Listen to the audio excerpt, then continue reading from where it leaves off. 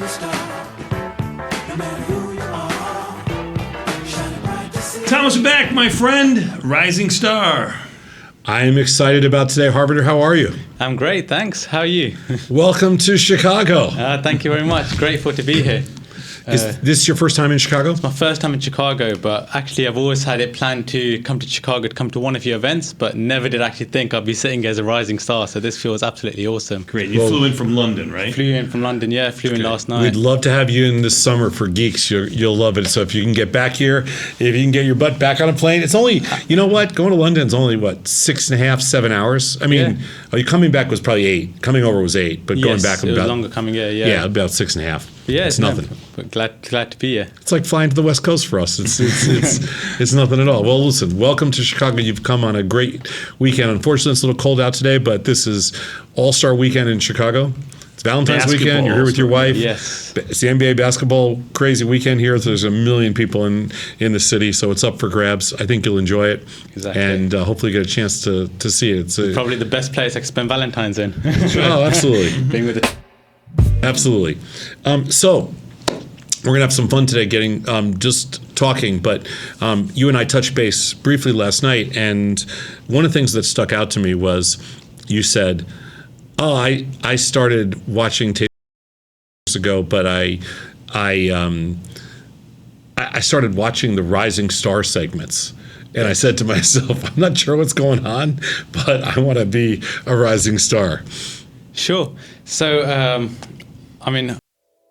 through a friend, but when I first started, I started with Where Do I Start series, and I watched a lot of Rising Star videos just for motivation, because I didn't know the technical elements of options trading at the time, so I just wanted to see the success stories. And so for me to be here as a rising star now feels great, because now I'm hoping my video will motivate others to begin options trading and go on this journey. It's great. Hey, John, can you throw up his? That's great. So we put through a little bio up here just so you can see. So born and raised in London. Yes. You're 28. Yes. Perfect. And started investing or trading in 2014. So almost 6 years ago, right? Yes. I assume right after you got out of college or university. So I essentially got out of university, started a full-time job in the banking industry, saved up a pot of cash, and I always wanted to get into trading. I mean, when I was young, I used to watch movies like Wall Street, Money Never Sleeps, and I used to get a real thrill from it, get adrenaline rush. And being in finance as well, it's like trading is almost the pinnacle, is what I always wanted to do. So I got my feet wet with trading stocks, which most people that's how you start. I brought a few stocks, and actually they turned out okay. I tried to buy stocks that were depressed, oversold, and tried to hope for a rise. A lot of them did, but I got into one stock, and I never forget it actually. It's a stock called Vedanta. And the price was 1,000, and when I looked at it, it dropped to 500, so it dropped 100%. I thought, this is a no-brainer. Like, I was really chuffed with myself for finding that stock. I thought it's 500. I wasn't aiming for 1,000, but I thought get it to 600 and sell. It sounds simple, right? It never quite worked out that way. So it doesn't always work out that way. No, it doesn't always work out that way. So it went for 500 and dropped to 300 straight away within about a week. And I thought, that's when I realized I actually had no strategy behind me. It was just to buy and pray pretty much. And then I was fortunate enough to sit next to a work colleague who sat literally right next to me, and he was a big for about 6 hours, normally during work hours as well. So this is at a bank or something? In a bank, yeah. And this is, what were you doing for the bank? I worked in finance. So then he sat with me, and he used to tell me a little bit about it, and I was interested, in this alternative way of investing with probabilities, volatility, and it sounded like it had a lot more substance than what I had in my strategy. So you didn't have a strategy, by the way. I didn't have a strategy. No, just buy and pray.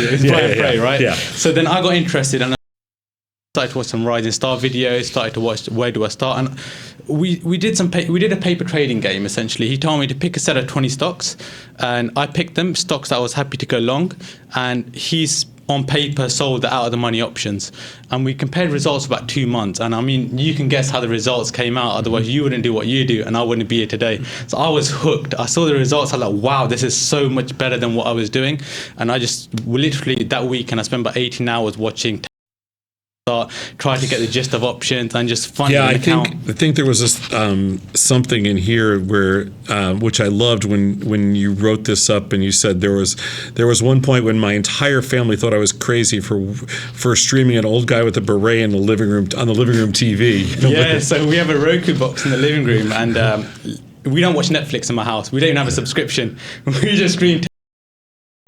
So your parents thought you were nuts. Everyone thinks I'm nuts. I mean, Yeah. anyone who opts for Netflix, you've got to be a bit insane in a way, you know. So, but I'm addicted. I'm addicted. I mean, I wake up in the morning, I check my phone before I even roll out of bed, seeing what the future did overnight. It's great. So welcome to our life. It's ruined. Exactly. Your life's ruined forever now. You're only, you figure You can got, never go back. You can't go Yes. backwards, so you're going to be doing this for the next 50 or 60 years. So you know, there's no way out now. You're Yes, of in. You're course. hooked in. It's what you'll be doing forever. Well, I mean, obviously we threw it up here just because we're gonna work our way backwards here, but. You made 172% over 4.5 years since you started on this. And the way that I remember reading your bio, the first year was a learning experience. First year or 2 years Yep. was really a learning experience, and you kind of stole. Not stole. You took what I say a lot on air, which is don't worry about it at first. Yes. You know, don't sit there and don't start focusing on your initial result. Don't become obsessed with just the first couple of months or the first year's returns and start thinking, you know, hey, you're learning stuff. And you're learning stuff that you're going to use for the next 20, 30, 40, 50 years, whatever it is. Markets are never going to change.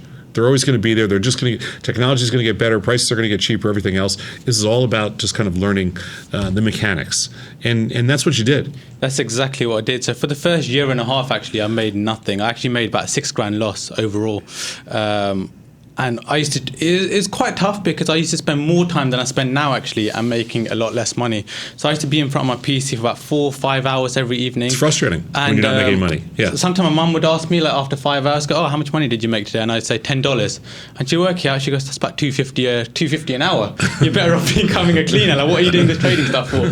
But I said, trust me, it will come good. And I had the benefit. One, I knew that you had great content. And two, my friend was also making money. So at the back of my head, I knew I'm not making money at the moment, but for the next 50, 60 years, like you said, once I get it right, once it clicks in, I have a lot. What did you major in college? I did economics. In economics, at university, and then straight into a finance background. But did in your studies, were you more math? Yes, I was quite maths based. Okay. That was always my preferred subject. Got it. And I've always been interested in banking, finance. It's almost second nature to me. It's what my true interests were actually. Got it. But you obviously had a lot of interest in the markets too, which is so you had a small amount of really after the first year and a half, because it's only been kind of 4.5 year journey, whatever you're saying. After the first year and a half, making no money, but just kind of learning a skill set, learning the fundamentals, the foundation, the mechanics. Then what happened? What clicked?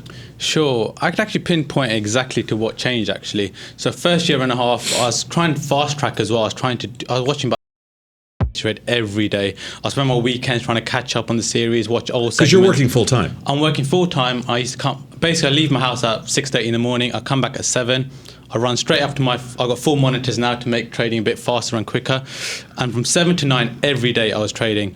And then normally at the first 2 years I used to spend about 9 to 10 actually just reviewing my overall portfolio when the markets close as well. So they close at 9 p.m. in the UK. And that's what I did. But what changed for me? So at the start, I was very risk averse, as you naturally are, and I wasn't so comfortable with losing and also managing trades because I just started, right? I didn't know how to manage a strangle, manage an iron condor. So I used to go really far out. I used to go 1.6 standard deviations away, and I never used to collect enough bang for my buck. So I was placing all these trades. I had a great success rate, but I never collected any bang for my bucks, which meant one loser and bang, I was in a loss. Sure. I was in a loss position. And about So you were like at the 5 delta or something, or 3 to 5 delta. Yeah, around there. Yeah. And I just didn't want to lose, basically. I was happy just to say I've placed 20 trades and I won 18. But I never looked at my overall P&L, right? I never did the maths. And then about a year and a half later, I got a bit more comfortable, started to understand really what you meant by set iron condors, collect 1/3 of the width of the strikes.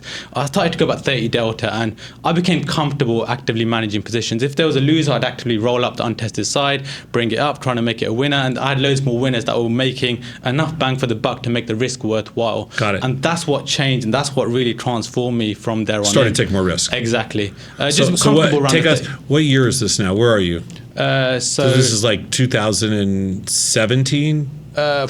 So I started on July 2015, 2017, yes. Yeah, that was my 2017, first year, really. That's when I made 20 grand, about 35-40% in that year.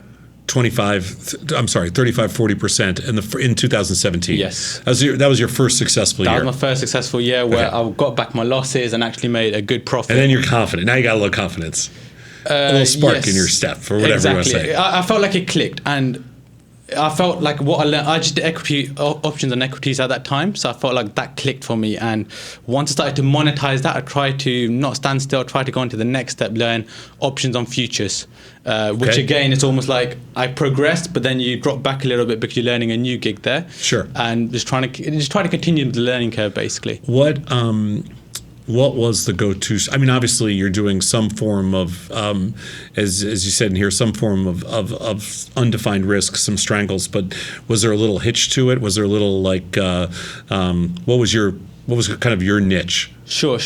I try to diverse my strategies as much as possible for true diversification. Yeah, sure. So I traded everything, but my favorite strategy, if you were to ask me that, was the strangle. And I would skew them depending on my market assumption, but the reason I loved it is because... Skew them directionally, you mean a little bit? Yes, exactly. So let's say from long, I'll do a 30 delta put and a 20 delta call or something like that. Right. And the reason I love it was just because I understood very quickly that, yes, it's undefined, but by not buying the wings, you increase your probability of profit because you don't have to pay for those wings. And also just easier to manage, strangle. You also way easier to adjust. Exactly. It's way easier to adjust, and you achieve your profits a lot quicker, which in itself means you increase your probability of profit that way. Yeah, that's. I mean, it took us a long time to figure that out as well. Yes. How many times were you trading? I mean, how often do you trade? How many trades do you make? So in a year, I trade easily over 3,000 trades a year. So okay, great. So you're being really active. Yes, really active. So it's about 60 a week, but the daily and weekly number depends on the market opportunity. Yeah. I mean, if there's volatility that day, I can easily do 60 in one day. No, there's no issues with that. How has it impacted starting in 2018, and when you finally realized, okay, I'm actually have. You never figure it out. Right. You never totally figure it out because it's such an efficient marketplace, but you feel confident, like you own everything. You own your success, you own your failures, you own everything. What did it do for everything else that, like all the other things in your life, like, your full-time job, your other businesses, you're an entrepreneur, you're doing a lot of different things. What was the impact that your trading success and your decision-making skills and everything else, what did that have, before we get into the last 2 years, what impact did that have on everything else that you're doing? Actually, I think trading teaches you a lot. I've probably learned more from trading than anything else that I've done. The main skill sets are the obvious ones: are decision making and risk management. I make decisions quick. That's the key to that is all the key to long-term success and wealth creation. That is the key. That's it. I've seen people spend longer choosing a coffee at Starbucks than I've spent placing a trade. Yeah. Like, for real, I've seen people spend time at Starbucks deciding, do I want a cappuccino or a latte? By that time, I've traded Apple. Yeah. I've placed a position. So I make decisions quick. But more importantly, it has had a big impact in the entrepreneurial side that I've done. And this is one that goes missed a little bit. It's showing me the sign of making true wealth, being the new rich. The new rich isn't millions in your bank account. I'm confident trading would get me there, because I'm not saying I'm being arrogant or anything, but anyone that's been on a compound interest calculator knows you invest your money, you earn a good return over a long period of time, and you will make a good sum of money. But the new rich in being, I could be anywhere in the world on my laptop trading and earn the same money that I did back in London. So I could go to the Philippines for 1 month on a holiday and earn the same wage that I was in London, but being in a place where it's significantly less to live in. So actually, if you put that into perspective, people go on holiday and they come back skint. I can go on holiday for 1 month and come back with more money than I had before I actually left. That's powerful. Or less. I've done both. Exactly. Yeah. But that's powerful. So I try to adjust my ventures that I've done now, so it's all cloud-based, internet-based, and opportunities are massive. Yeah. So it's showing me that sign of how I want to picture living. Yeah. So let's go fast forward now to 2018 and 2019, and let's talk about how you progressed. Because what's really impressive is that you started with a relatively small amount of money, and you built it up between yourself and your parents' money, family money, and you've. I don't think you have the statistic. I had the statistic. Let me just make sure. Yeah, it's on the screen actually. What? It's on the screen. So I mean, I started off with 10k cash. Was you started playing 10 around, grand, right? And slowly, as I thought, I got the gist of it, upped it to over time 25k, and then 64k I put in myself. I've grown that to 175k in dollars. My parents' money was a separate portfolio. My mum got made redundant. She goes, here's my redundancy money. Tried to make it grow. Started off about 12k in dollars, and I've grown it 100%. So it's about 23k now. So you've put in $64,000 in U.S. dollars, and Yes. you've grown it to 175,000 Yes. in the last 2.5 years. Yes. Yeah, that's amazing. Just That's really great. Tony, get out of your seat. gonna- Carpenter, you stop in You there. beat me to it. The number of trades he does, everything else like that. I could use a good co-host. Yeah. I was thinking. He's younger. He's better more looking. more articulate. yeah. I mean, Sorry, everybody. I don't blame you. We can flip a coin to see who gets up. That's it. No, it's a great story. Let's talk about how you have grown as far as a strategist, and let's talk as a manager, as B, a strategist, and let's talk about kind of those how you've advanced in the last year and a half in that regard. I'm most interested in almost as a strategist, and then we can talk about kind of Sure. other things. Sure. So the benefit of having a bigger portfolio now, especially when I crossed the 100k mark, I applied for portfolio margin and I got approved for it. So that totally changed the game. I mean, hardly need any margin for most of my trades. So that's a big game changer for anyone out there who hasn't reached the 100k mark. Sure. Totally changes the whole game. But having a bigger chunk of a portfolio means I can put more positions on. I mean, I easily have over 100 positions on at a time, which means you can manage your delta, just beta weighted deltas, your theta. You could look at all those metrics and really make sure that you have a good portfolio which is diversified, and you're not afraid of a downside move, or you know exactly the impact a market move would have of your portfolio. You understand your risk. Exactly. And one of the biggest things that changed for me was, because I got hurt at the end of 2018 on that market downturn, and I had a goal for the year. I used to say I need to make 20k or whatever the amount was, 70k to 90k, and I had a goal. And that goal kept going on in my head, and I met that goal in 2018 actually. But then I got a bit too caught up with it. I thought, now I met the goal, and now I need to stay on that number. We call it cocky. Happens to Tom all the time. It wasn't even cocky, to be honest with you. It was just I had a goal ingrained in me, and I put too much pressure on myself to meet that reach it? goal when the market opportunity wasn't there. So I was putting positions on when I shouldn't have been putting positions on.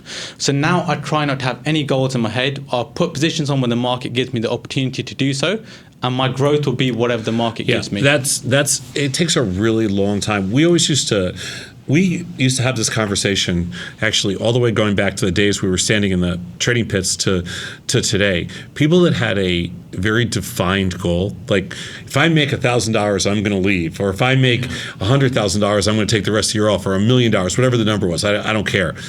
That never made any sense to me.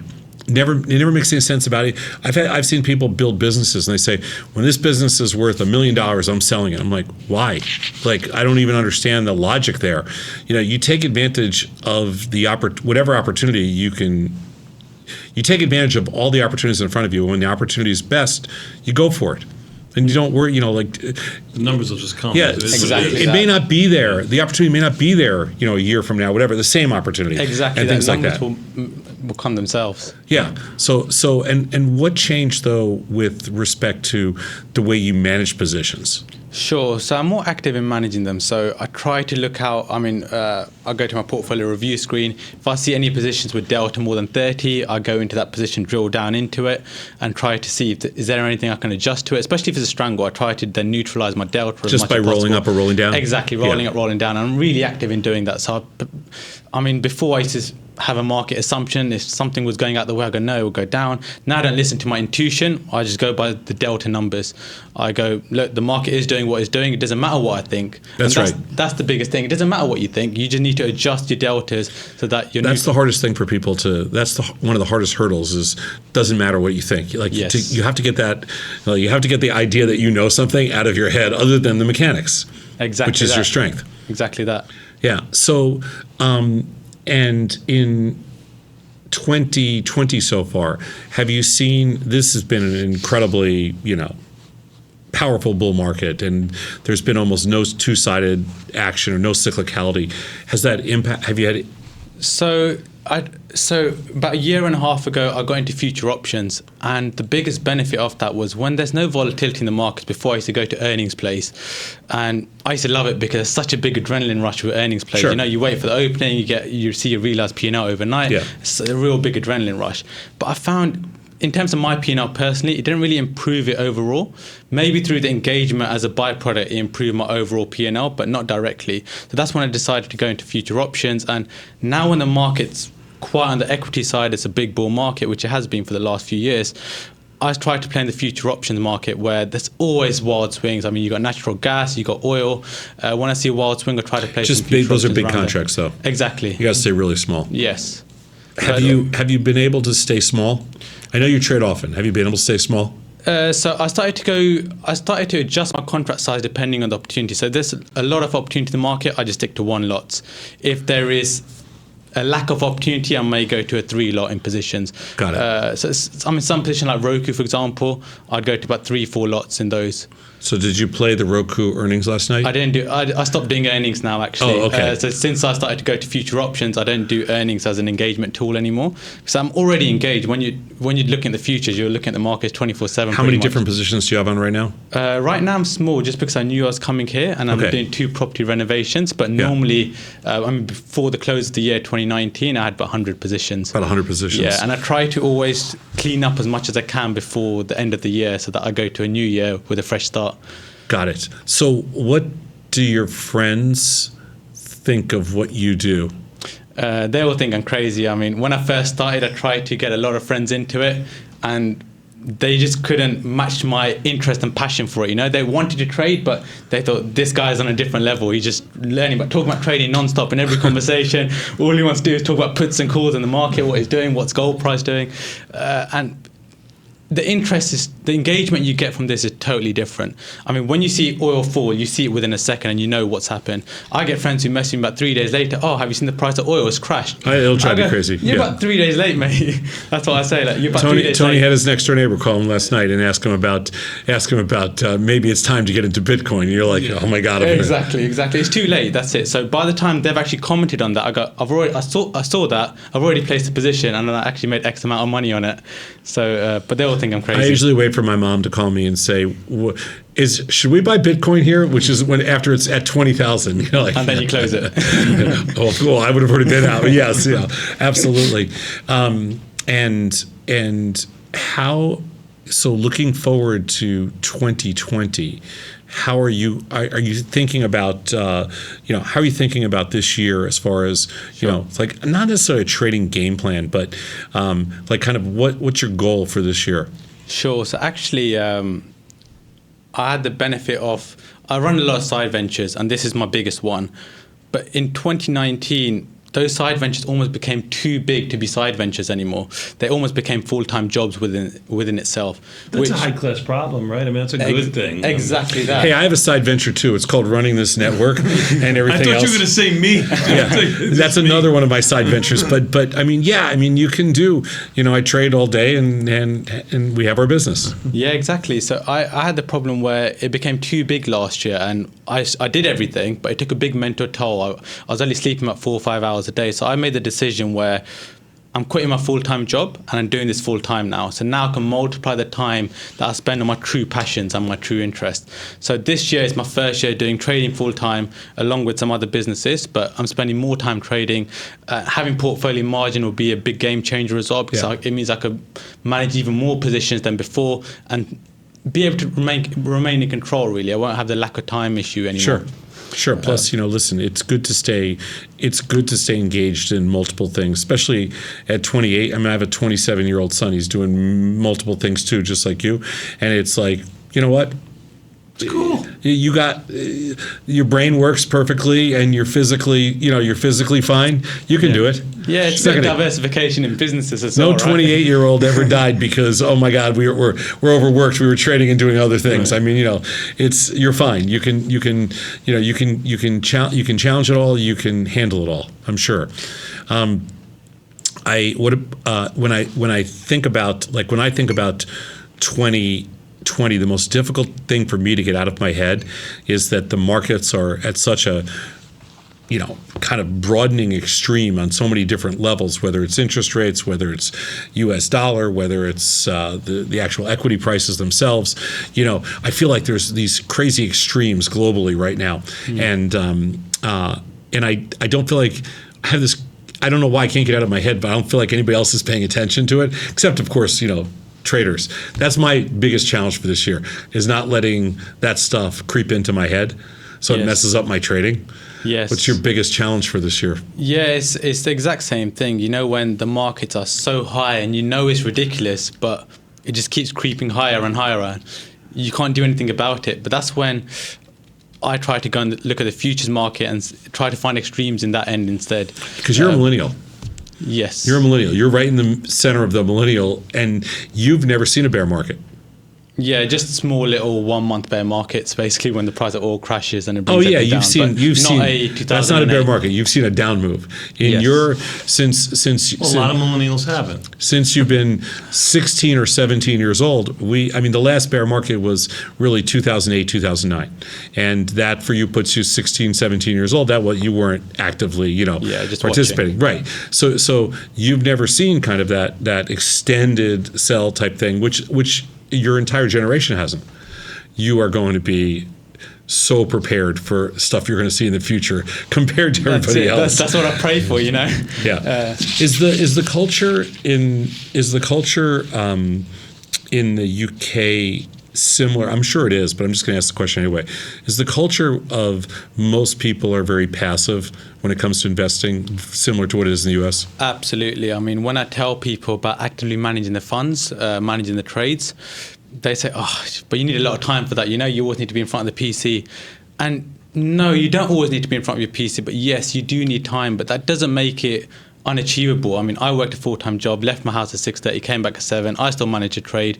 It's just having a bit of passion, a bit of interest, and you wouldn't give your pot of money to anyone else for any other ventures, right? You wouldn't say, "Here's £20,000, go invest it for me in anything else." Right. I don't even care what you invested in. Exactly. Just do it for me. Make it grow. You would right? never do that, and with the fees as well, you pretty much make nothing. Right.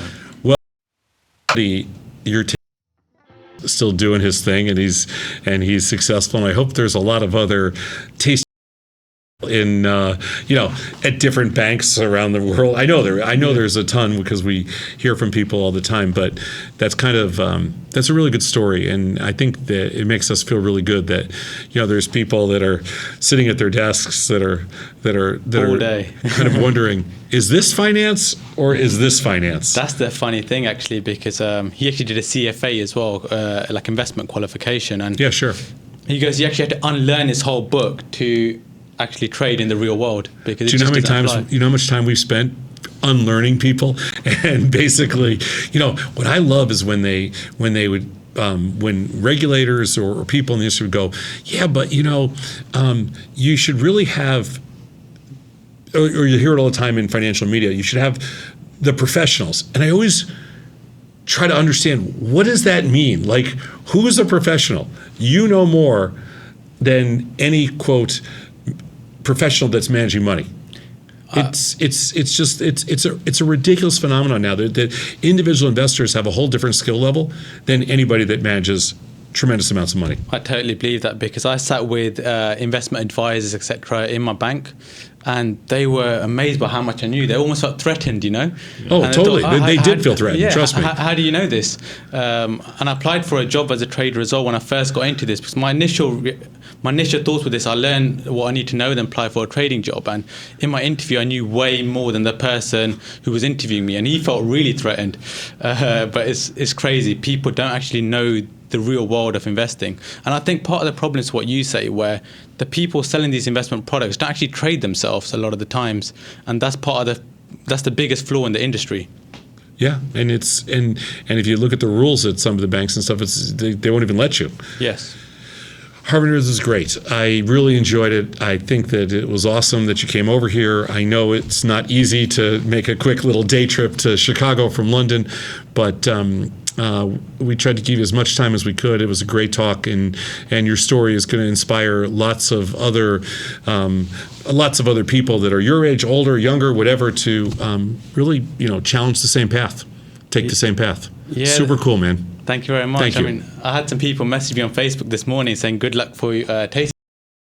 And I thought, how did they know? But there's such a big Tasty Trade community online on Facebook and stuff like that. It's really great, and I'm hoping. I told a story on air the other day, and I thought it was good. I just did a seminar. I just did a talk in India at the Bombay Stock Exchange, and they can't open accounts with us. Pretty much nobody can there, but everybody in the room was a 150 people in there, and they were all local in Bombay or Mumbai. They're all local there. So I know we have a presence all around the world, and it's super cool. And I think you coming over here is just really that much cooler. It validates it. It's Hopefully awesome, I can man. inspire some people. But yes, absolutely. Thank you Thanks. for this opportunity. You Thank guys you. are my idols. Thank you, man. Thank Appreciate you. your time. We're going to take a quick 90-second break. We'll come back. Got Liz and Jenny next. Let's